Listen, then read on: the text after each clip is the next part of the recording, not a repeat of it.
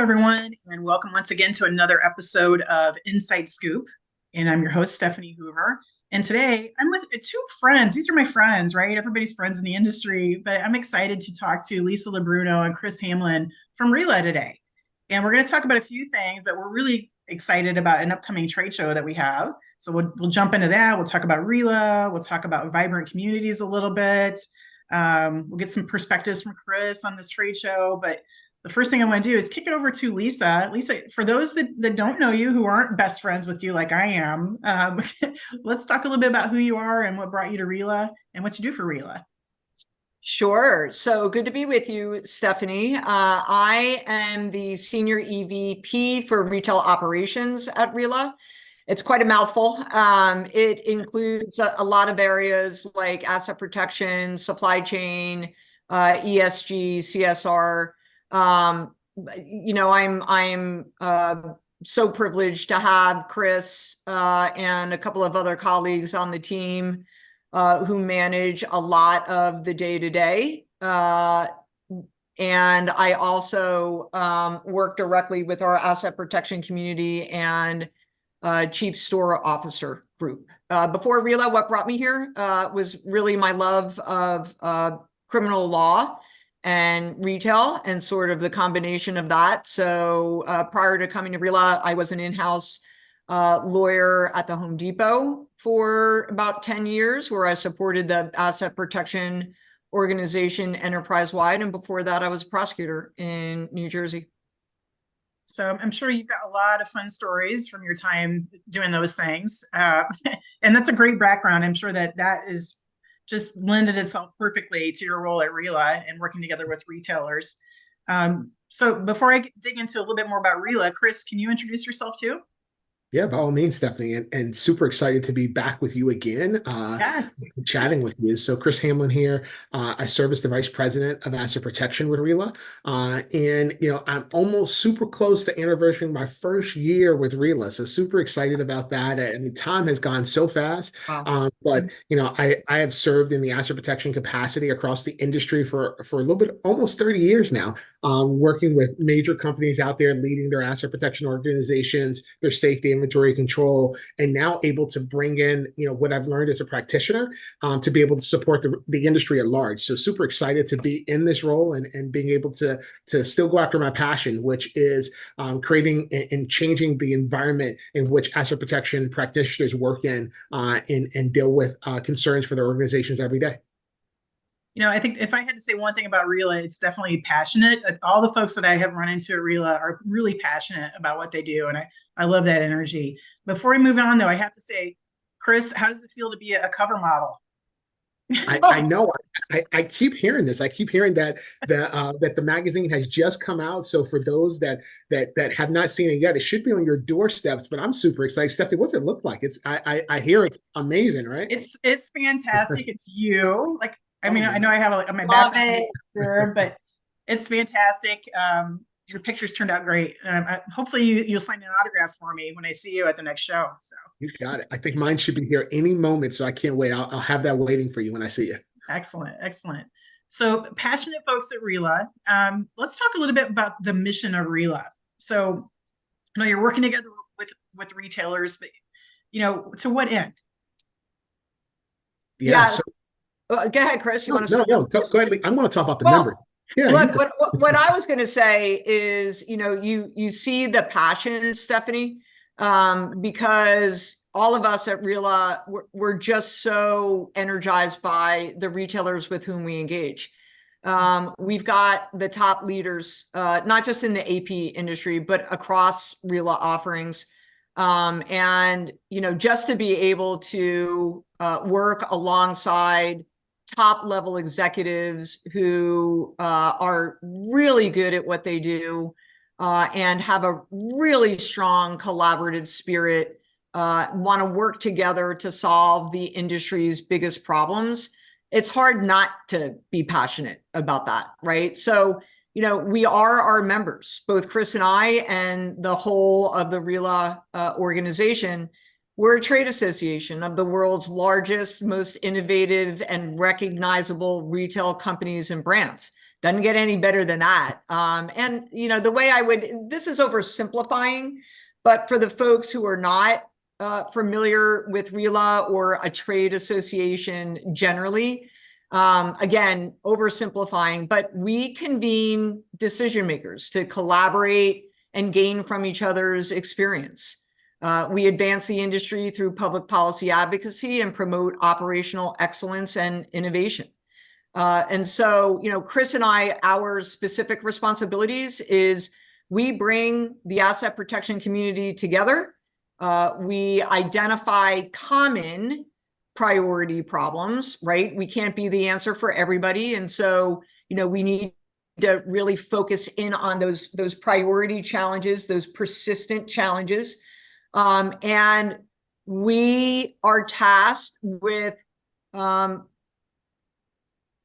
encouraging our members to see the value in working together to solve those problems. Khris, I'm sure you've got something to add there. No, I just wanted to throw in there when you think about that, you know, these, you know, our membership pool, this 200 of the leading organizations out there across the US that Lisa was talking about, you know, being able to bring those leaders together and really kind of bring decision makers to the place of addressing their challenges and really convening that thought power together is who we are. That's what we stand for as an organization. And so Lisa summed it up best, but that's what we do every day. And as you can hear, Stephanie, the passion behind both of us on how we approach it for our members. Absolutely.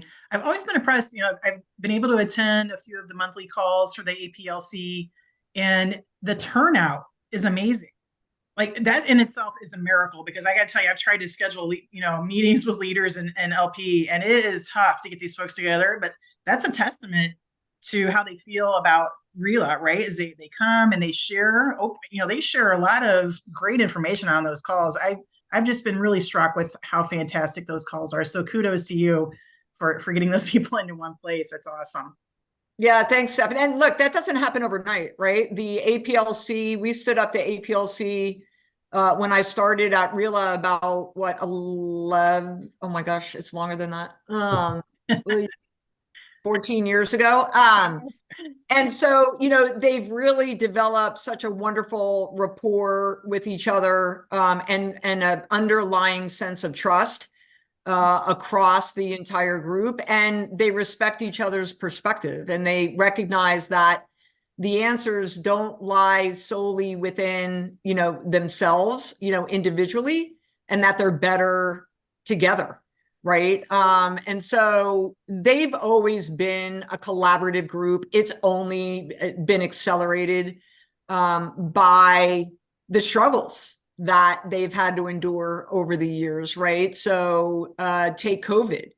You know, they didn't have the answers individually, but when you put the group together, and, you know, they're committed to working together to solve problems for the greater good. It really just sort of accelerates that collaboration and trust to the point that, you know, this group looks forward to getting together every other month now. And the conversations are substantive, provocative, and again, rooted in the spirit of collaboration. Yeah. I have to say, you know, again, out of the meetings that I go to, like, you guys are on it. You're like, here's what we're talking about. You talk about it. You encourage. Like, I'm just so impressed by those meetings. And they're just, as a former retailer, man, I wish I had been on that committee back in the day. Right. So speaking of folks coming together, which I know they do a fantastic job coming together on those calls, I know that the membership of RILA are looking forward to your conference that's coming up. And I know this is one of my favorite conferences. They're so open with their, you know, again, exchanging ideas. Khris, do you want to talk a little bit about this upcoming conference? By all means, but before we go there, you got to mark your calendar. It's okay. April 14th through the 17th, and we're going to be in Dallas, Texas. If you haven't heard, we're going to be in Dallas, Texas. And, you know, one thing about, you heard us kind of talk about bringing together, you know, the decision makers, bringing together members across the industry. When you think about the conference this year, you know, that our theme is Unite. and it's about bringing together different groups. So we're, law enforcement, typically we always have had retailers, we've had law enforcement, we have some partnerships, and Lisa's going to talk about those partnerships. We have some partnerships that we've leaned into this year that not only bring just retailers and law enforcement, but we had an addition of prosecutors that have come into the mix there too, which is huge. Lisa, you want to share about that partnership? Yeah, sure. So it was about 2 years ago that we launched a national partnership with the National District Attorneys Association, recognizing that, the prosecutors play a very important role in helping retailers address retail crime and violence. For many years, retailers have developed and nurtured their relationships with law enforcement, right? We started years ago educating law enforcement on what ORC is. And, we got to a point where we're like, wow, we've got to invite the prosecutors into these conversations. So we launched the partnership about 2 years ago. It is a year-round event, frankly, where we are driving multiple activities in partnership with the NDAA to bring retailers and prosecutors together virtually throughout the year, and then in person as well. We've established a retail crime advisory board that's comprised of 9 prosecutors, offices, and retailers that helps sort of set the strategic priorities of the broader partnership. And so, engagement has increased multifold over the last several years since we launched the partnership. Last year was the first time we invited prosecutors to attend the conference. This year, we anticipate doubling the number of prosecutors who will be in attendance at the conference. We've got prosecutors leading main stage sessions, excellent, breakout sessions. Yeah, and we'll be hosting our 3rd annual retail crime workshop on Sunday, April 14th to kick off the conference, where RILA member companies and prosecutors from across the country will meet for 4 hours to talk through creative solutions to addressing retail crime, leading practices. We'll do case studies. So it's been a wonderfully productive partnership that is only growing, by the day. And Stefanie, before we leave this, when you think about that, Lisa talked about, over 30 educational sessions that will happen there over the 4 days. And the key thing here is that it's not all about crime. There are things that we're going to talk about: theft and violence in stores. That's going to be there. We're going to talk about workplace safety. We have that community that's a part of the RILA communities out there. We're going to dive into retail operations, emerging technologies, and also touch into inventory control across the board there as well. So there are multiple areas of that AP ecosystem, of that store operations ecosystem that we're going to touch during the 4 days that we're going to be in Dallas. So super excited. Can't wait to really get there, but there's still more pieces out of the puzzle that we'll share more about out there as well. Great. I'm sure there's always surprises, right? But just to back up a little bit to this NDAA piece, I'm fascinated by this. I think this has been a long time coming, first of all, and there's just this wall that's existed for so many years. And I think on both sides there's been misconceptions. And guess what? When people, they don't understand something or they're not familiar, there's a fear. So I'm sure retailers have had sort of a fear of engaging with district attorneys, and district attorneys on the other hand weren't really familiar with what exactly loss prevention was all about. So there was some misconceptions there. So I love this, and I think this is going to be huge the more and more that we work on it. So thank you. Yeah.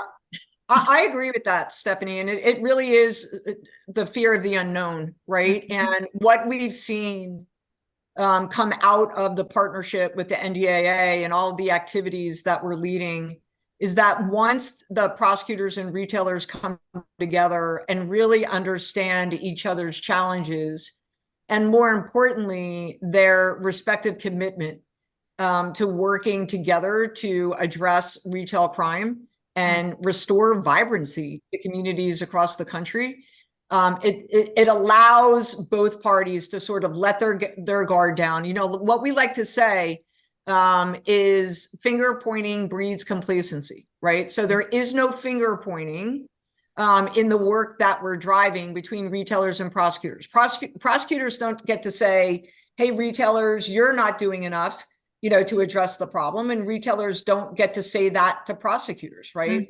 And once we acknowledge that we're in this together, the progress has really been just a privilege to be a part of. You know, as one of the initiatives that we launched with the partnership was National Store Walk Month, right? And that was back in September, October. First time we ever did it. And it resulted in well over 100 store walks between retailers and prosecutors taking place across the country. And that really opened up the door to honest, transparent conversation and understanding. And it was such a popular event that it's really continuing now throughout the year. It's not just a month, and it's going to be an ongoing campaign to sort of, you know, bring down the walls between retailers and prosecutors. Yep. Consistency is key, as I'm sure you both know. We can't just be a one and done. We have to continue to knock on the door and continue to give them a platform too. But I love the consistency and how this is continuing to grow. Absolutely love it. So just backing up to the conference, Khris. So what, you know, former retailer, you know, now in the association side, what kind of tips can you give to somebody who's maybe never been to, you know, RILA's AP conference? You know, it's funny you asked that. You said there's always things that are going on there that happen at the conference. So, you know, one of the key things that's going to be there in the expo hall. So of course, in the expo hall, you'll get to see some great solution providers that are bringing some innovative technology to the forefront for retailers to really kind of learn from and leverage and explore what those solutions could do for their organizations. But also within that expo hall is our Vibrant Communities Pavilion, which is huge. This is when you think about this, and let me, I want to explain, and then I'm sure Lisa has the same passion I have about the Vibrant Communities Pavilion too. But when you think about this pavilion is going to be an area where retailers, where law enforcement, where prosecutors can come together and kind of collaborate and unite on topics that are happening or concerns or challenges that they're having back in their home areas or in their home states or where, you know, problematic across their organization, across the US. It's also a place where we've invited organized retail crime associations from across the country to be able to come in, to be able to exhibit, to be able to connect with those individuals that can really bring about solutions or change for problems or challenges that they're facing, to be able to bring them all together within that space. And I'd be remiss if I didn't mention that, you know, this is all sponsored by one of our strategic partners, or that is sponsoring the Vibrant Communities Pavilion. So super excited for that. I just can't wait to see, you know, the connections and the collaboration that will happen in that space. Before I tell you about some more things, Lisa, what are your thoughts about? I'm sure you're just as passionate as me about the VCI Pavilion. Yeah, look, I'm passionate about the VCI initiative, right? And you know, the pavilion is just another way to share the work and the effort with a broader audience. I also want to give the shout out to Aura. In addition to sponsoring the pavilion, they're the overall title sponsor for the conference. So obviously we wouldn't be able to put on such an amazing event without their support and the support, frankly, of all of our solution provider partners who are exhibiting and sponsoring at the event. But I think you summed it up nicely, Khris, what the VCI Pavilion is all about. It's the first time that we'll be hosting it. There's a lot of first time activities happening at the conference, which that excites me, frankly, more than anything. You know, it's the VCI Pavilion. We're going to be doing 2 workshops. One around the Informed Consumers Act and sort of the practical application of Inform, how investigators can really put it into action to accelerate their investigations. And then we're going to have a prosecutor-led workshop by the DA's offices in San Francisco and King County, Washington, where they're going to teach AP folks how to write reports that will even impress prosecutors, right? So a lot of AP folks will say, I know how to write a narrative, right? But you could think all day long you know how to write a narrative and it pleases you. But narratives are not about pleasing you. They're about pleasing the prosecutors. Right. So we have the prosecutors leading the workshop to say, this is what we need from you all to prosecute your cases. So it's actually going to be a fun workshop where, you know, they're going to be doing cross-examinations rooted in some of the narratives that are written. So, you know, we've got a lot of new things going on, Stefanie, that we think is just going to bring a whole new energy to the conference. I love it. That in and of itself, that workshop is worth every penny, right? But I got to make a suggestion. Can you have a boxing ring in your Vibrant Communities, just in case? Yeah, sure, absolutely. There might be some pent up, you know, feelings you need to get out in there. Yeah. What is that thing when you hit the hammer on the car to let out your aggression? Yes. Yeah. Where you break things. They have a whole room where you It's definitely though, but you know, for any of those first timers that are coming to the conference, or for those who are like, hey, like where should I go? Like, what really should I really lean into or be aware of or go attend? You know, we got some fantastic breakout sessions that are happening there as well, where we're going to talk about different wearable technologies. We're going to look at team wellness, some emergency preparedness and response, you know, and also looking at how do we mitigate violence. And so that, you know, these are just some of the breakout sessions that are happening, but there's a lot of different areas for those first timers, for those individuals that might not have been to a conference in a while, one of the RILA conferences in a while, for you to be able to really find a space.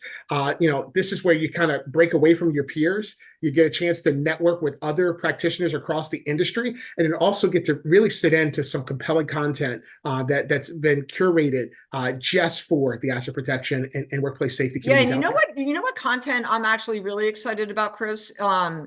It's the main stage sessions around total retail loss and shrink, right? Excellent. So look, we know that AP leaders are struggling with shrink numbers, you know, on the rise. You know, we're hearing more CEOs talk about shrink on earnings calls. And it just feels like there's just a lot more attention being paid to it. And I think AP leaders are feeling a lot of pressure in terms of right-siding their shrink numbers. And so we've put together a couple of main stage sessions with truly some of the most outstanding AP leaders, including one from the UK. So we'll get that international perspective as well on shrink. And we're then going to build on the main stage session in the breakout room. And look, the full transparency, the way we're going to do it is we're going to limit some of those conversations to just retailers so that they can have as transparent a conversation as possible around a topic that they tend to be very guarded about. And so we want them to be able to let their guard down. So, you know, we're putting some parameters in place to ensure that happens. Again, just trying to do things in a new creative way that surfaces these priority challenges and gives our audience, you know, the best way to go after them. Absolutely. Man, I love these ideas. I think this is going to be a great conference.